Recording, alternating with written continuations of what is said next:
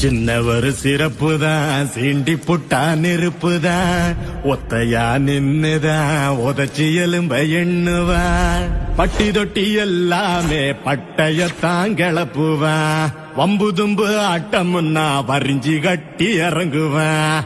கருப்பண்ண சாமி போல காவலிவன் காக்குறான். வடிவசல் காளையது ரணகளமா பாயும் போது, வடிவசல் காளையது